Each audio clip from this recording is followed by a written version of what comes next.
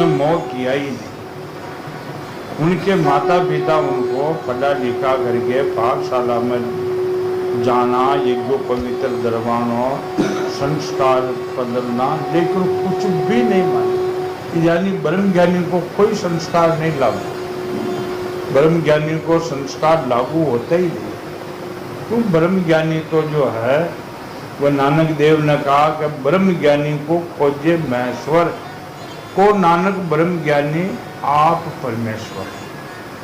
ब्रह्म ज्ञानी का कोई ज्ञान नहीं करता और स्वयं ही ब्रह्म ज्ञानी है, लेकिन ब्रह्म ज्ञानी यह नहीं कहता कि मैं ब्रह्म ज्ञानी हूँ, नहीं। हीरा कब कहेगा मेरा लाख मोल है, नहीं, ये भी बात नहीं। ब्रह्म ज्ञानी कोई बनना चाहे तो भी नहीं बन सकता, ये तो हो जाता है। ये वो है भरत जी महाराज जो है तीसरा जन्म में भी ब्राह्मणों का, किसी का, पाठशाला का, कुटुंब का, माता पिता का, किसी का मोह नहीं किया। आप अपनी धुन में रहते थे और वो कई हिसाब से रहते। बोलो आजकल साधु क्या नहीं रह रहा, बड़ा अपडेट बन के रहा, वो जाने का अपन कोई साधु बोधा केवल ये साधु। हमारे जो बुजुर्ग लोग कैसे साधुपना में रहते, बुजुर्ग ही मानो संता का। भरत जी महाराज ब्राह्मण के घर जन्म लिया, उसने जो है साधुता अपनाई और वह जो है कैसे रहते हैं। कब उनका माता पिता उनको पढ़ाने में, लिखाने में, पंच संस्कार डालने में हैरान हो गए, काल बस हो गए, मर गए। अब उनके भाई दे 9 भाई थे, भाइयों की परवाह, और भाई कर्म कांड में थे, वो ब्रह्म ज्ञानी नहीं थे। अब कल भी प्रसंग आए कि ब्राह्मण ब्रह्म ज्ञानी बहुत कम होते हैं, कर्म कांड में फंसे हुए रहते हैं। ब्राह्मण जो है कर्म कांड में होने से, ये भागवत का प्रसंग है, कोई पंडितों ने नहीं कहा होगी ये बात, कोई टाल देते हैं। ब्रह्म ज्ञानी ब्राह्मण होना बहुत कठिन है, कर्म कांड वालों ब्रह्म ज्ञानी नहीं आता। भरत जी के भाई कर्म कांड्य को सबसे श्रेष्ठ समझते थे, वे ब्रह्म ज्ञान रूपी परा विद्या से सर्वदा अनभिज्ञ थे। उनको परा विद्या कहाँ है, ब्रह्म ज्ञानी कहाँ है? इसलिए उसे भरत जी का प्रभाव ज्ञात नहीं था कि ये कौन है, पहचान भी नहीं सके, और वे निरा मूर्ख समझते थे कि मूर्ख है। कर्म कांड वालों को ऊटी को न स्नान न किया, मूर्ख हो गए। उन्होंने पूछा कि इनकी गरिमा कहाँ, वो नहीं जानते थे। अतः पिता के परलोक सिधारने से उनके पढ़ाने लिखाने का आग्रह छोड़ दिया, उन जोड़ी का। भरत जी को माना अपमान का कोई विचार न था, ब्रह्म ज्ञानी को मान अपमान होते ही नहीं है। आप उनको बुला के बिठा दो, अगर उड़ जाए से कोई किसने बुलाए तो उड़ के चला जाए, और ऐसा देखो दूजा नहीं कर दो, कोई लाल हो जाएगा अगर मुझे बुला करके मेरा अपमान करते। ब्रह्म ज्ञानी मान अपमान के ऊपर होते हैं। साधारण नर पशु उसे पागल, मूर्ख अथवा बहरा कह करके पुकारते। लोग साधारण सब थे, पागल है, कोई कहता बेरो है, होने कौन, कोई कहते माँ मूर्ख है, कहीं को ब्राह्मण है, ब्राह्मण में एक तरह को जो हो गया पशु समान है। लोगों की जैसी जैसी बुद्धि है उसी बुद्धि के अनुसार भरत जी को कहते थे। कोई उसको कुछ भी काम कराना चाहते हैं, वह उनकी इच्छा के अनुसार कर देते। बेगार वाले ले जाते मजदूरी रूप में, तो उनको भी जो है बेगार जो कूद में आ जाओ जतरो कर दबा कि मन इच्छा पर बात। मजदूरी रूप में मांगने पर अथवा बिना मांगे जो थोड़ा बहुत अच्छा बुरा अन्न मिल जाता वो खा लेते। जिब्या का स्वाद जरा भी नहीं था। जिब्या स्वाद ही जो है माँ योग का बिना कठिनाई है।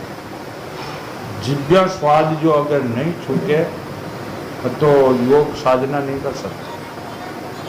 ये बात आपने सत्संग में भी सुनी होगी कि आज के 500 वर्ष पहले तुलसीदास जी हुए, सब जानते हैं रामायण, रामचरित्र मानस की रचना करी उसने।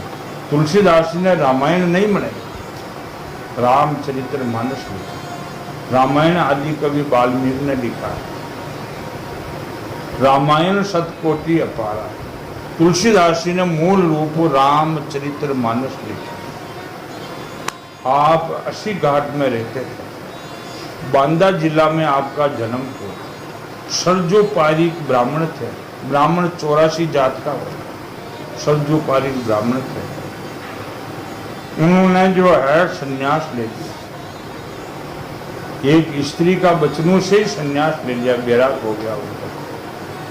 और उन्होंने जो है एक शब्द है जो संत जन लिखते हैं कि दिग दिग यसे प्रेम को कहा कहूँ मैं नाथ, चले आए हैं लाज न लागत आपको, चले आए हैं साथ। इस शब्द को उसने जो है संन्यास लिया और काशी में चले गए। काशी और बांदा जिला पास में है, दूर नहीं।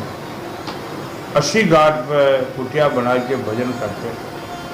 काशी में 80 घाट मशहूर है। 80 घाट पे दादू दयाल जी के शिष्य सुंदर दास जी रहते थे। तो वह समकालीन नहीं थे, तुलसीदास जी पहले हो। तुलसीदास जी कुटिया बना के वहाँ 80 घाट पर भजन करते। एक दिन उनको जो है, जो उनकी धर्म पत्नी थी, वह देखो महाराज कई करे है, देखा साधना करे कई करे, फीका भोजन बना के दे। यानी भोजन का मैंने राम रस भी नहीं डाले, न साग में लून मस डालो, मसालो डालो, कहीं नहीं। जा करके कहा महाराज जी भोजन लाए उनको। वो कोई लाओ भोजन, साधु का तो सब बरोबर हो, अपना पराया घर का कोई होती नहीं, सब आत्म भाई जीव सब एक पेट परिवार, दादू मूल बचारिए दूजा कौन गंवार। अच्छा आप जाए हो भोजन तो कोई बात नहीं, लो महाराज जी भोजन सामने पुरुषा। अब उनको जो है पाने लगे तो उसमें तो नहीं राम रस है, नहीं मिर्ची है, न मसाला है, साग में भी ऐसे।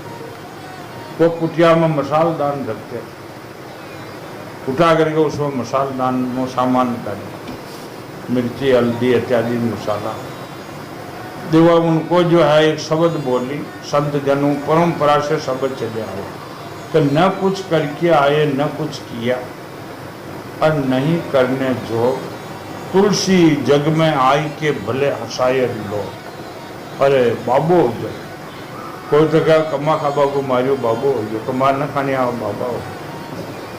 कोई कहीं कहे, कोई कहीं क्या आलसी हो, कोई कहीं कहे ये अगर भगवान को भजन जो न करियो बाबो हो करके तो दुनिया में एक कलिंगी लगाए, कलंकित है। और अभी तक भी यही बात, अगर साधु हो गया परमात्मा का भजन नहीं किया, अगर परमात्मा को पूर्ण ज्ञान नहीं हो तो धिकार है उसके बारे में, कोई मतलब नहीं। मतलब क्या? उस स्त्री ने भी जो उनकी धर्म पत्नी है उसने भी कह दिया न कुछ करके आए न कुछ किया, और नहीं करने जो तुलसी जग में आए के भले हंसाए लोग। अरे बाबा हो गया। तुलसीदास जी ने कहा कई बात है कि महाराज ये दिव्य स्वाद नहीं छोड़ा आपने, आपका मन तो इसमें लगे हुए है। भोजन पा लेते कि मसाल दान लाके इनमें एक एक सामान नाग गया हो, ये भजन की रीति थोड़ी है। आपका जो है वो कहते हैं चंचल मन तो ये कह चाहे कहाँ लगाए, चाहे हरि की भक्ति करो चाहे विषय खाओ। तो आपका मन तो दिव्य स्वाद में लग रहा है, ये भजन करने की जो है श्रेणी नहीं है, ये तो समय काटने की श्रेणी है। तुलसीदास जी ने उठा मसाल को गंगा में फेंक दिया। तो तू अभी तक पीछे पड़ती है कि हाँ महाराज ध्यान पर ना हो दूसरे तक ये बात ही नहीं, ध्यान पर आना तो बहुत जरूरी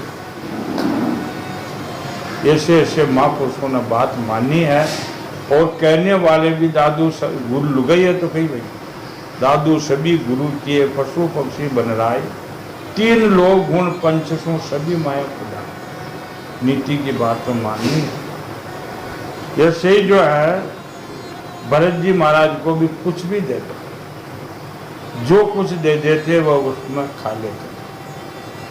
अन्य किसी कारण उत्पन्न न होने वाला सर्वत्र सिद्ध केवल ज्ञानानंद स्वरूप आत्म ज्ञान उसे प्राप्त हो गया। इसलिए जिनों से सितो माना अपमान, न तो शीत न गर्मी न मान अपमान, ये सब धुंधु से व दुख सुख से दूर हो गए। उसका शरीर का भी कोई ध्यास नहीं, शरीर कैसे रखना ना पूछना जानना नहीं है। अरे गर्मी वर्षा आंधी के समय भी जो आप खुले बाहर बैठे, उनके सभी अंग अष्टपुष्ट थे, वो पृथ्वी पर पड़े रहते, न कोई खाट न कोई तख्ता न किसी पे। कभी तेल उबलन आदि नहीं लगाते, तेल लगाते नहीं। स्नान करते तो मुसल स्नान, मीन बेट उड़ जाता जल। उनके शरीर पर मेल जम गया था, और मेल जो न उतार तो जम ही है। उनका ब्रह्म तेज धूलि से ढके हुए मूल्यवान मणि के सामान छिप गया। मणि का ऊपर धीरे धीरे धमूसा जम जाओ तो प्रकाश तो बंद न होगा, लेकिन ऊपर धमूसा आने से बालो जो है उजी तो बंद हो जाता। जैसे आपके शरीर पर धूल चढ़ गया, लेकिन मीनू ब्रह्म तेज का प्रकाश था, ये कोई नहीं जानते। वे अपनी कमर में एक मेला कुचेला कपड़ा रख देते। ये जो पवित्र जो पिता ने जो संस्कार कराए वह भी मेली कुचेला। इसलिए अज्ञानी जनता कोई उनको दिविज है, वो दुनिया में जाती है, ब्राह्मण है या कोई, ऐसा कहकर उनका तिरस्कार कर दिया। अरे ब्राह्मण अदम ब्राह्मण है, ब्राह्मण नहीं है, उनका तिरस्कार करते। किंतु कोई का विचार न करते, वो जन कहीं नहीं जावना, कहीं भी खो कुछ भी नहीं, पूजा कर रहा थी बढ़िया, पत्थर फाँक रहा थी बढ़िया, कहीं भी कोई किसी से कोई लेना देना ही नहीं, कुछ भी नहीं करते।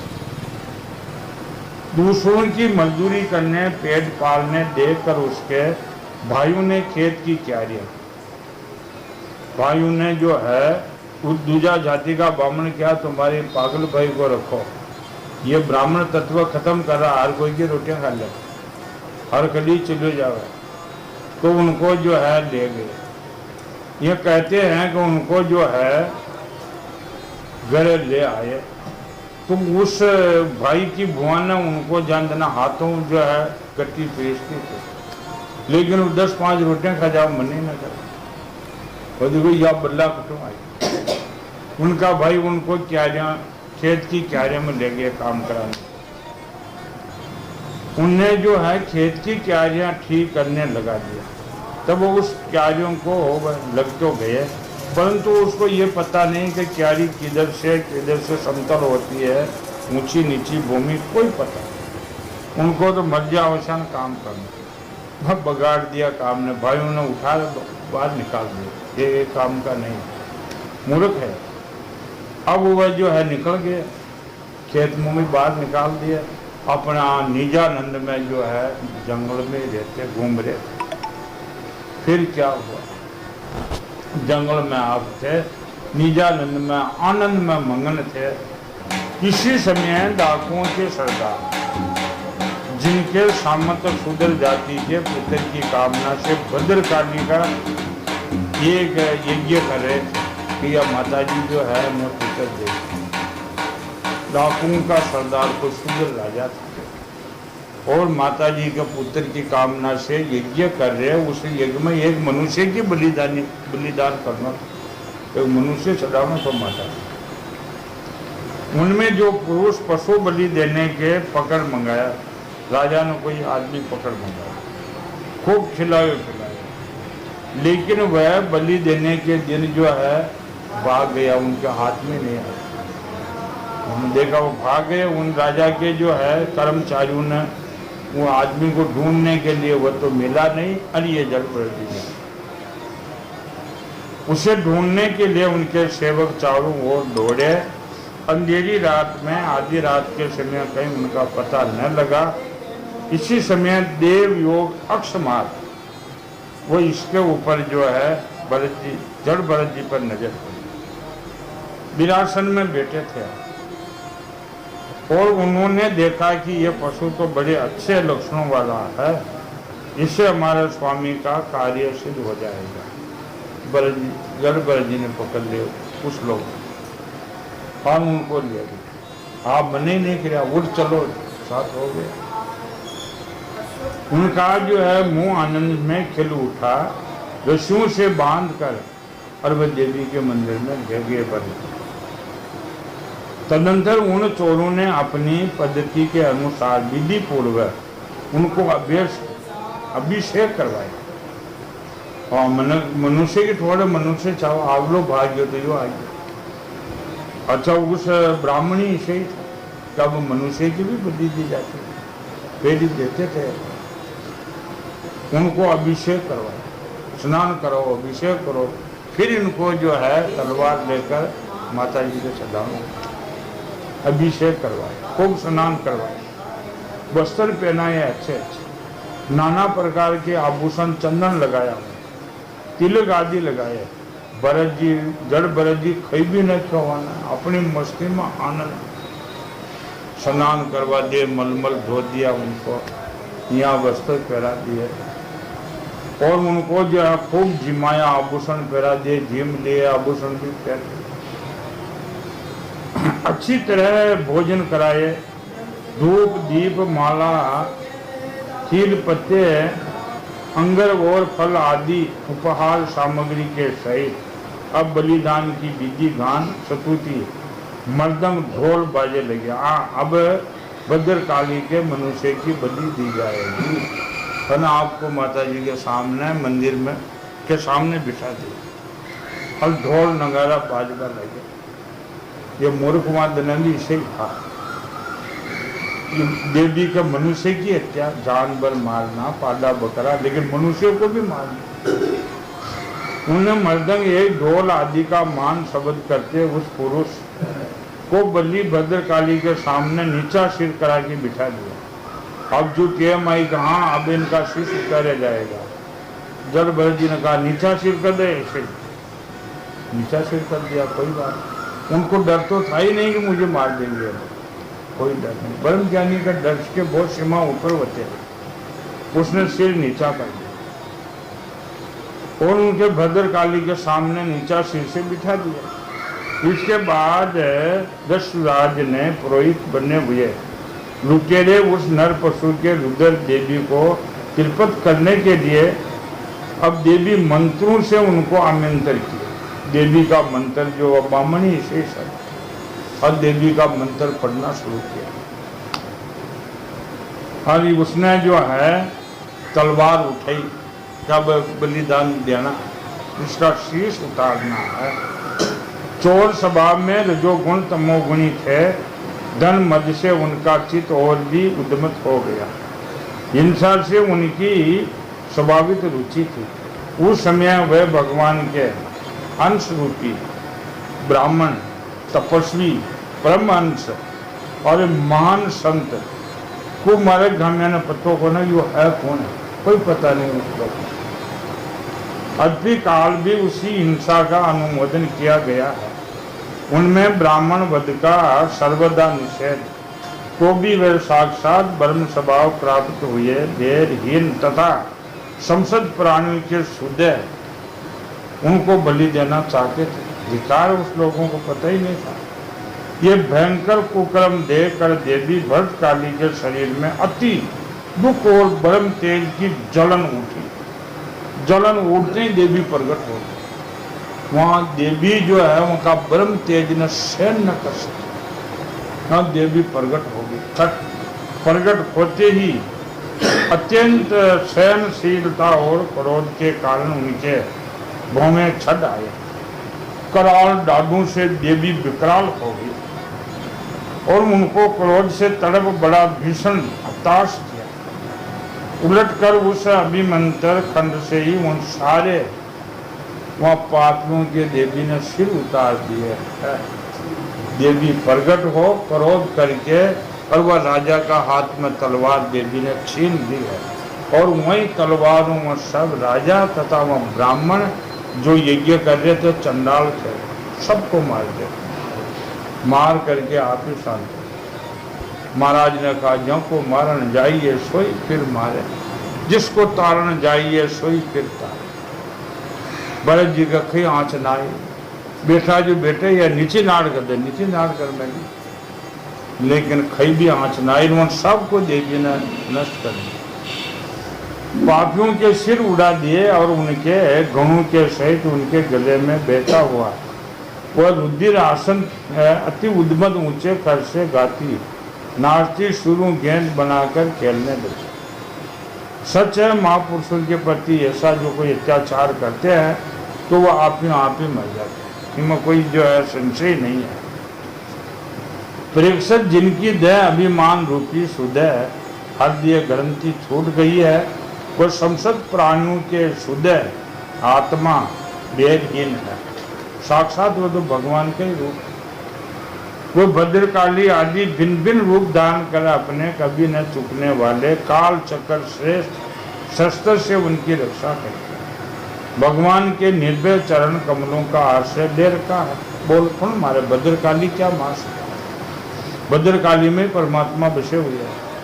उन्होंने भगवत परमहंसों के लिए अपना सिर कटने का अवसर आने पर भी किसी प्रकार व्याकुल न होना, ये कोई बड़ी आश्चर्य की बात है। भरत जी नेम न घबराया, कसीर काट दे, वो बातें तो सुन लिया कर, लेकिन वह घबराई नहीं, बिल्कुल डरी नहीं, और वह सब शांत हो गए। देवी उनको जो है मार करके वही अंतर्जान हो गए। सुखदेव जी महाराज ने कहा कि हे राजा परीक्षित, एक बार जब वह से उठ के चल गए, वो विघ्न शांत हो गया, देवी का मंदिर में आप उठ करके निकल बाजा जंगल में आ गए। फिर जंगल में क्या हुआ कि एक सिंधु समवीर देश का राजा, उनका नाम रघुगण था। वो 4 आदमियों ने पालकी में जोए, उनको कहार कहते हैं, और राजा उस रघुगण पालकी में बैठे। 4 ही काल उनको उठा पालकी को और सत्संग के लिए कहाँ ले जा रहे थे? कपिल देव जी के आश्रम पर। सिद्धों के राजा कपिल देव जी उनके जो है सत्संग करने के लिए ले जा रहे। यदुमती नदी के किनारे पहुंचा, उनकी पालकी उठाने वाले कारों ने जमादार को ये कार की आवश्यकता पड़ी, ये कार बीमार हो गया तो आवश्यकता पड़ी। अब वो जो आदमी कटू लाओ, देव योग से वह उस जड़ भरत जी मिल गए, और ये आदमी खूब मजबूत, और उनका भी जो है वो स्वयं सेवक जिम्मेदार थे। जड़ भरत जी महाराज ने लाल पालकी में, जिसे देखकर उसने सोचा ये मनुष्य हष्ट-पुष्ट है, जवान है और गठीले अंगों वाला है, इसलिए ये बोझ खींच लेगा। तो जड़ भरत जी ने पालकी में लगा दी। न ये कोई पैरों सल दब गए, आगे पालकी अब उठा के चले तो वह ठेली सीधी होने लगी। आप अपनी जो है धुन में चलते हैं बल्कि, तो पालकी में जो 3 कार वोली झुके हुए, एक आदमी ठीक न चला तो सारा नहीं डगपच कर, पालकी को काम नहीं सुना। तो आप अपने मस्ती से चलते, कोई कीड़ी मकोड़ी जीव हिंसा न हो जाए, कभी पग इधर मेला कभी उधर मेला। भजन को वहां कहीं चलता ही नहीं, खूब आप अर्थ पुष्ट है, भजन की कोई भी परवाह नहीं। अब फाल की एडी ठेडी होने लगी। तो ये देखकर राजा रघुगण ने पालकी उठाने वाले से कहा, अरे कहारूं अच्छी तरह चलो, ये पालकी ऊंची नीची क्यों होती है? कारण कही है। तब अपने स्वामी का यह अपेक्षी वचन सुनकर कारू ने डर लगा। डरे हुए जो स्वामी वहाँ के अधीन हुए, जो जड़ भरत जी तो उनके अधीन थे नहीं, वो तो एक परमात्मा के अधीन थे। कई राजा उसे दंड न देते, इसलिए उन्होंने राजा से इस प्रकार निवेदन किया, महाराज ये हमारा प्रमाद नहीं है। आप कहते हो ना कि पालकी एडी टेडी क्यों होती है, ये हमारा कोई नफरवाही नहीं है, प्रमाद नहीं है। महाराज ये अभी अभी नया कार पकड़ा, ये ठीक नहीं चलता, इनका नियम ठीक नहीं है, मर्यादित नहीं है, ये हमें भी इधर उधर कर देते हैं, इसलिए ये पालकी एडी टेडी। हम लोग इनके साथ पालकी नहीं ले जा सकते। कालू के वे दीन वचन सुनकर राजा रघुगण ने सोचा, संग्रह से उत्पन्न होने वाला दोष एक व्यक्ति के होने पर उनमें सचमुच रखने वाले सभी पुरुषों में आ सकता है, इसलिए इनका प्रतिकार न किया गया तो धीरे धीरे सभी कार अपनी चाल बिगाड़ देंगे। ये सब सोचकर राजा ने कुछ क्रोध हो आया। यद्यपि उसने महापुरुषों का सेवन किया तथापि क्षत्रिय स्वभाव राजा रघुगण सत्संग भी करते, लेकिन स्वभाव राजपूत। एकदम उन्होंने कहा हम सत्संग के लिए जा रहे थे, उन्होंने कहा अगर जो है राजा का धर्म है कि दोषी को दंड नहीं दिया तो ये दोषी को दंड कौन दे? राजा को दोष नहीं लगता। राजा दोषी को दंड दे सकते हैं, हर आदमी नहीं दे सकता। राजा ने जो है, हालांकि वह अच्छे समझदार थे, सत्संगी थे, फिर भी उसने क्रोध आया क्षत्रिय स्वभाव से। महापुरुषों का सेवन भी किया था, तथापि क्षत्रिय स्वभाव उनकी बुद्धि रजोगुण में व्यापक हुई और उसको जो है कहने लगे। वह बिल्कुल ब्रह्म तेज जो है बसम की आग में छिपे। बड़े वचन हम उनको कहा, अरे भैया बड़े दुख की बात, अवश्य तुम बहुत थक गए हो क्या? राजा रघुगण बोलो भरत जी ने, तू बहुत थक गया कि और तू जो है चलता ठीक नहीं, तू क्या थक गया है? ज्ञात होता है तुम्हारे ये साथियों ने तुम्हें तनिक भी सहारा नहीं लगाया क्या? तू अकेले ही थोड़ी पालकी ऊंचा में ली है, इतनी दूर से तुम अकेले ही बड़ी देर से पालकी डोले ले जा रहे हो क्या? तुम्हारा शरीर भी विशेष मोटा ताजा और हट्टा कट्टा नहीं है क्या? तुम दुबलो पतलो थोड़ी है, शरीर से पुष्ट हो तुम, और मित्र बुढ़ापे अलग, तुम बूढ़ो थोड़ी हो गयो अभी। राजा ने कहा जड़ बरजी को बूढ़ो थोड़ी है, जवान दिख रहा है। इस प्रकार बहुत ताना मारने पर भी पहले की भांति चुपचाप पालकी उठा के चलने लगे। अतरो राजा ने क्यों, लेकिन ब्रह्म तेज वाला के ब्रह्म ज्ञानियों का वो राजा का ज्ञान कटे था। ब्रह्म ज्ञानी को ज्ञान देना निर्थक है, देना भी नहीं चाहिए। ब्रह्म ज्ञानी ने क्या ज्ञान कर? राजा उसको कहा है, आप उनकी कोई परवाह नहीं। उन्हें फिर पालकी उठा के चले, कुछ भी बुरा न माना, न बुरो मानो, न वहाँ का शब्द ने स्वीकार किया, क्योंकि उनकी दृष्टि तो पंचभूत शरीर इंद्रियां और अंतःकरण का संगात अपना अंतिम शरीर अविद्या का ही कार्य था।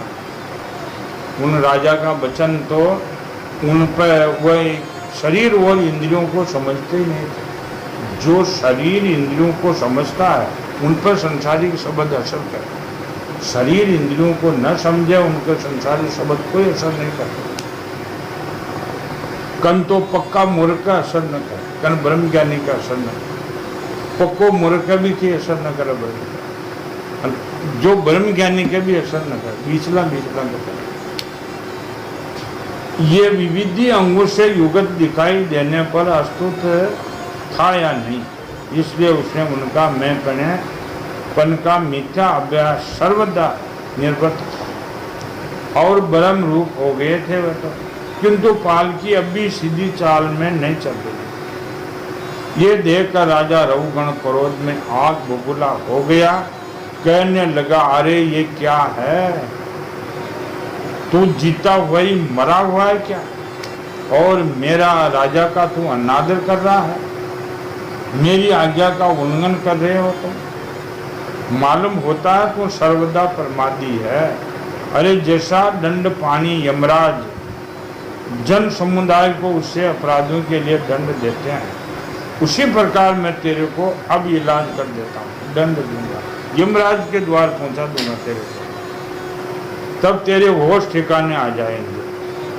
रघुगण को राजा होने का अभिमान था, इसलिए वह इसी प्रकार बहुत सी वह अनाप शनाप बातें बोल जड़ भरत जी को कही। वह अपने को बड़ा पंडित समझता था, रज तम युगत अभिमान से वशीभूत होकर भगवान के अन्य प्रीति पात्र भगत वर भरत जी का तिरस्कार कर डाला। योगेश्वरों की विचित्र कहानी की नहीं जाती, कुछ भी पता नहीं है। उन्हें ऐसी कच्ची बुद्धि देकर वे संपूर्ण प्राणियों के सुदय आत्मा ब्रह्मभूत ब्राह्मण देवता बिना किसी प्रकार अभिमान किए हुए इस प्रकार कहने लगे।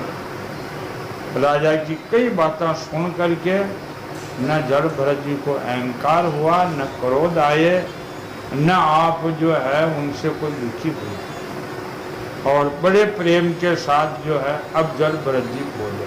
अतरी बात कहने पर फिर जड़ भरत जी बोले, राजन तुमने जो कुछ कहा ठीक कहा, उनमें कोई उलाना नहीं है। यद्यपि भार नाम की कोई वस्तु है तो ढोने वाले के लिए है।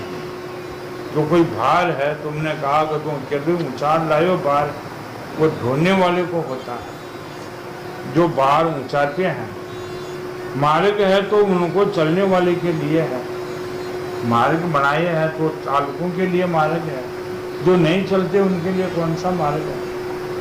मोक्ष प्रणाम भी उसी का है, वह शरीर के लिए कहा जाता है, आत्मा के लिए मोक्ष नहीं है। आत्मा की मोक्ष थोड़ी होती है, आत्मा तो सदा निर्लय, तो उनकी कैसे मोक्ष होगी। मोक्ष तो शरीर की होती है। ज्ञानी जन ऐसी बात नहीं करते।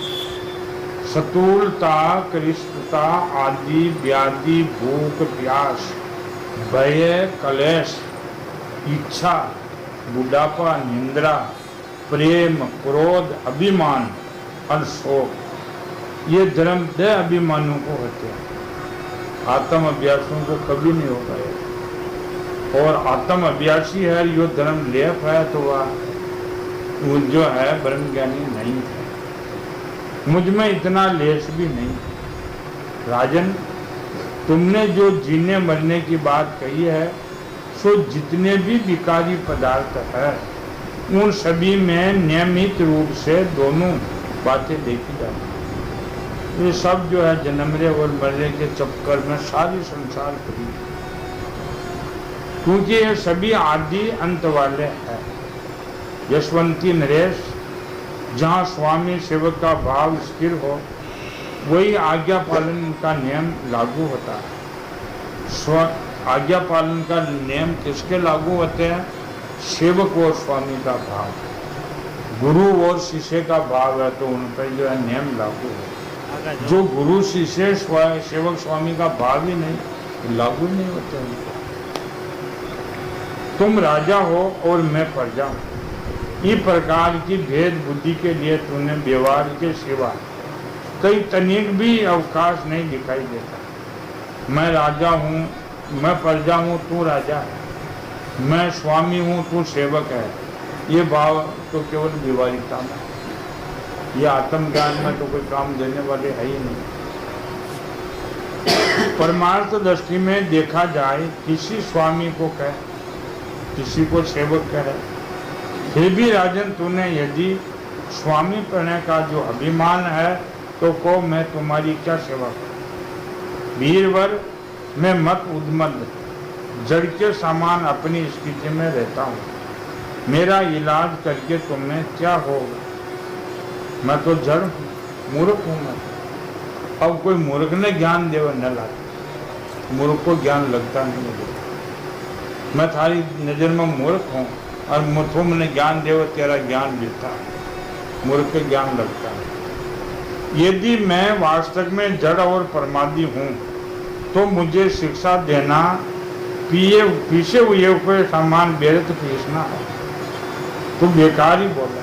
अज्ञानी कभी मूर्ख को ज्ञान देना भी नहीं चाहिए। तो जब भरत जी आप अपने को कहते हैं मैं मूर्ख हूँ, तेरा ज्ञान मेरे नहीं लगेगा, क्या फायदा तेरे को ज्ञान देने का। सुखदेव जी महाराज कहते हैं कि प्रेक्षक मुनिवर जड़ भरत यथार्थ तत्व का उपदेश करते हुए उनका उत्तर देकर मौन हो। ये बातें बता करके आप अब मौन हो गए, फिर ज्यादा बोलते नहीं है, बल्कि थोड़ा शब्द कह करके आप चुप हो। उनका ध्यान बुद्धि का हेतु भूत अज्ञान निर्वृत्ति हो चुका, इसलिए परम शांत हो गए। अतः इतना कहकर वह प्रारब्ध करने के लिए फिर पहले के सामान पालकी कंधे पर लेकर चलने लगे। सिंधु सोवीर नरेश,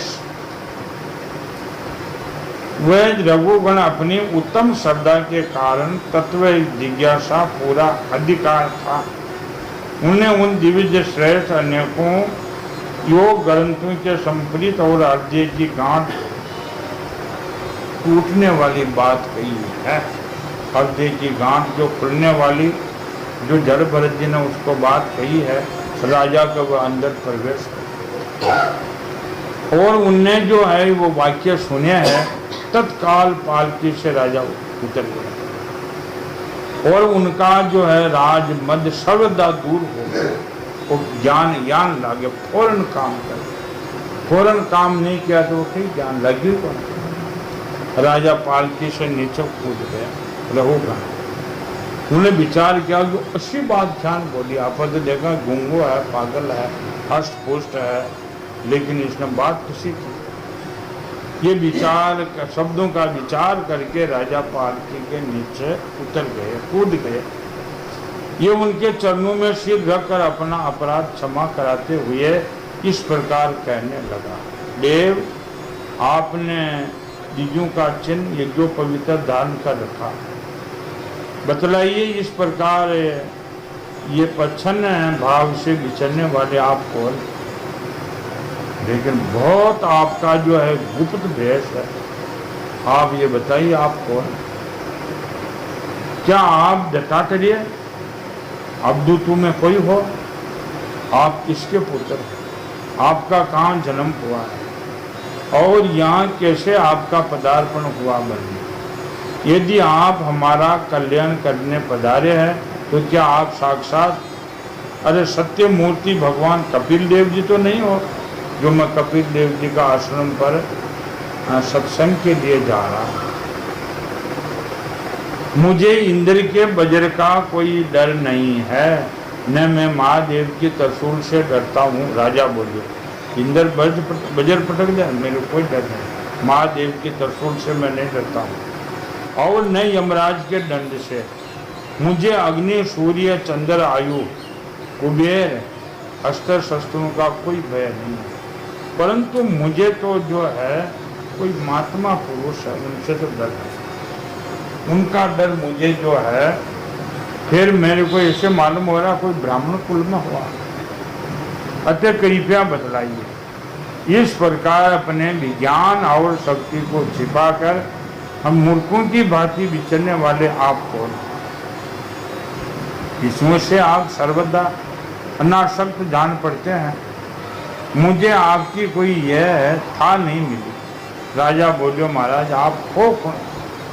मैंने कोई पता नहीं, ये बताइए आप। साधो आपके योग युगत वाक्य नाम शब्द बुद्धि द्वारा आलोचना करने पर भी मेरा संदेह दूर नहीं होता। मैं आत्मज्ञानी मुनियों के परम गुरु साक्षात श्री हरि ज्ञान शक्ति के अवतार योगेश्वर भगवान कपिल जी से ये पूछने के लिए जा रहा था कि इस लोक में एकमात्र शरण के योग कौन है?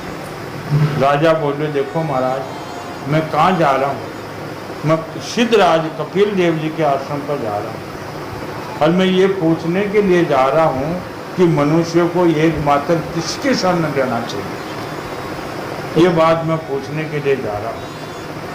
क्या आप वो कपिल मुनि तो नहीं है जो कि दशा देखने के लिए इनका अपना रूप छिपा कर पधारे? भला घर में आसक्त रहने वाला विवेकहीन पुरुष योगेश्वर की गति कैसे जानता है? मैंने युद्ध आदि कर्मों में अपने को श्रम होते देखा है, इसलिए मेरा अनुमान है कि आप बोझ ढोने और मार्ग में चलने आपको अवश्य ही होता होगा। मुझे तो व्यवहार मार्ग सत्य ही जान पड़ता है। राजा बोलियो, महाराज मैं व्यवहार मार्ग में जा रहा हूँ, योग मार्ग में मैं नहीं जा रहा। मिथ्या घड़े के जल लाना आदि कार्य नहीं होता है। राजा जो है वे आदि धर्मों का आत्मा पर कोई प्रभाव नहीं होता। शरीर का धर्म है, वह आत्मा पर कोई प्रभाव नहीं होता। शरीर का धर्म अलग है, आत्मा का धर्म अलग है। ये बात राजा ने की। चूल्हे पर रखी हुई बट लोही जन अग्नि के तप से लगती है, उनका जल भी सूंघने लगता है। फिर उसी जल में चावल आदि भीतर भांग आदि पक जाता है। इसी प्रकार अपनी उपाधि के धर्मों का अनुवर्तन करने के कारण देह, इंद्रियां, प्राण, मन की सन्निधि, ये आत्मा को भी उसे धर्म शर्मा आदि अनुभव होता ही है। आपने जो दंडादि का व्यर्था बताई है, राजा प्रजा का शासन और पालन करने के लिए नियुक्त किया गया है, ये उसका दास ही। दीनबंधु, राजेश्वर अभिमान से उनका होकर मैंने आपसे साधु की अवज्ञा करी। राजा माफी मांगी है कि मैं राजापना होकर के हम दीन दुखों की रक्षा और दंडियों को दंड देने के लिए मैं आपको जो है अवज्ञा करी। अब आप ऐसी कृपा दृष्टि कीजिए जिससे साधु अविद्या रूपी अपराध मुक्त हो। आप वह अभिमान शून्य विश्व बंधु श्री हरि के अन्य कोई भगत है, इसलिए सबके समान दृष्टि होने से माना अपमान के कारण आपको कोई विकार नहीं। जो परमात्मा को पहचान गए हैं, राजा स्वयं समझ गया कि मान अपमान के बहुत दूर। जो परमात्मा ने पहचान लिया तो संसार खूब मान अपमान करे, उनका कोई नहीं। देखो इनमें दो बात है, ये गलती करे कोई उन पलनी ना हो, वन पीट दे मान अपमान करे, वो देखो कि मारा कहीं पर मान मूर्ख है वो। लेकिन जो गलती से ऊपर है, सीमा के ऊपर, उनको मान अपमान सहन होता। दो यानी सत्संग का मैंने फिर कोई के संशय ले जाए तो गलतियाँ किए जाओ, आप न काम करो वह नहीं करते। कई जो है बने गुरु बने सिद्धांत की आज्ञा से उल्ट पुल्ट बोलते रहेगा, कई करता रहेगा। और फिर कोई जो है पीटते तो क्या साधुओं को तो पीटते हैं, नहीं, गलत बात। ये सब मूर्खों को तो पीटना, जेल में बंद करना कुछ भी है, उनका ये साधु समाज में कोई लेख नहीं मूर्खों का। लेकिन जो ब्रह्म तत्व को जानते हैं उनके लिए ये सब लागू, यानी कच्ची अवस्था में कहते ओ भगवान माफ कर दे, मनाओ जी करता रहे, ये दो बात नहीं हो सकती। जड़ भरत जी ने कहा, राजन तुम अज्ञानी होने पर पंडितों के सामान ऊपर की तर्क वितरक युगत बात कर रहे हो, इसलिए श्रेष्ठ ज्ञानियों में तुम्हारी गणना नहीं हो सकती है। अब राजा ने अत्री बात की माफी मांगी है और माफी मांगने के कारण जड़ भरत जी हो गए। कोई कवि ऐसे मैंने संत समाज में सुना है कि जड़ भरत जी जीवन भर ब्राह्मण के जो जन्म दिए बोली नहीं, इसलिए इनको कहते हैं गूंगा है।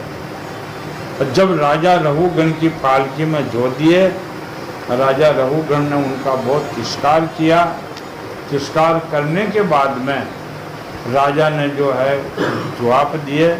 राजा उस वचनों को जो है सुन करके विचार करके पालकी से कूद कर और जड़ भरत जी के चरण पकड़ लिए और उनको जो है गुप्त अंदर जो है कपिल देव जी माने, भगवान का पूर्ण भगत माना, माफी मांगी। जब ये बात हो कि तुम ज्ञानियों की पंडितों की जैसी बात करते हैं, लेकिन तुम्हारे में ये लक्षण मुझे नहीं दिखता है, तो ज्ञानी पंडित का जैसा लक्षण नहीं है। बात कर रहे हैं तो देखो, बात करने वाले तो बहुत मिल जाते हैं, लेकिन उसमें लक्षण हो जब बातों में की बात तो सुन लीजिए, सीख लीजिए, लेकिन लक्षणा न सीखे दीजिए और फिर उनके अनुसार अपना बर्ताव हो, तब जाके परिपक्व हो। ये सत्संग बहुत ही गरिमा रखता है। ये सत्संग जो है मनुष्य का सारे अहंकार को धूल में मिलाने वाले हैं। अपने आप को विचार हो जैसे राजा ने जो है विचार किया, राजा पालकी से और जड़ भरत जी से माफी मांगी। सच्चिदानंद भगवान की संतान की सेवा कर